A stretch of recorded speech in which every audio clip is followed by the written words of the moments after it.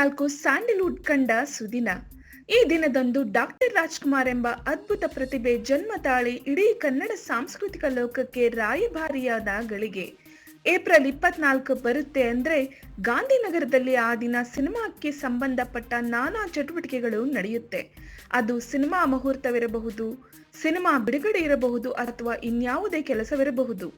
ಅಷ್ಟರ ಮಟ್ಟಿಗೆ ಅಣ್ಣಾವರ ಹುಟ್ಟುಹಬ್ಬಕ್ಕೆ ಯೋಜನೆ ಪ್ರಾರಂಭಿಸಿದ್ರೆ ಮಾಡ ಹೊರಟ ಕೆಲಸ ಯಶಸ್ಸು ಕಾಣೋದ್ರಲ್ಲಿ ಸಂದೇಹವಿಲ್ಲ ಅನ್ನೋದು ಗಾಂಧಿನಗರದಲ್ಲಿ ನಡೆದುಕೊಂಡು ಬಂದಿರುವ ವಾಡಿಕೆ. ಹಾಗೆ ನಿರ್ದೇಶಕರು ಮತ್ತು ನಿರ್ಮಾಪಕರು ಈ ಬಗ್ಗೆ ನಿಮಗೆ ಸ್ಪಷ್ಟನೆ ಕೊಡಲಿದ್ದು ಶೀಘ್ರದಲ್ಲೇ ನಿಮಗೆ ಮಾಹಿತಿ ದೊರಕಲಿದೆ ಎಂದು ಪತ್ರಿಕೆಯೊಂದಕ್ಕೆ ಪ್ರತಿಕ್ರಿಯೆ ನೀಡಿದ್ದಾರೆ.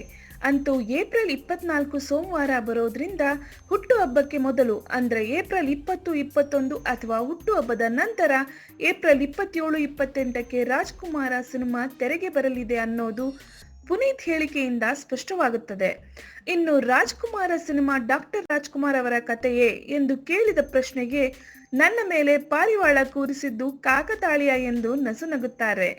ಈ ಸಂದರ್ಭದಲ್ಲಿ ಅಣ್ಣಾವರ ಕಿರಿಯ ಪುತ್ರ ಪುನೀತ್ ರಾಜ್ಕುಮಾರ್ ಅಣ್ಣಾವರ ಬರ್ತ್ಡೇ ಮತ್ತು ತಮ್ಮ ನಟನೆಯ ಬಹುನಿರೀಕ್ಷಿತ ರಾಜಕುಮಾರ ಸಿನಿಮಾ ಕುರಿತು ಮನಬಿಚ್ಚಿ ಮಾತನಾಡಿದ್ದಾರೆ.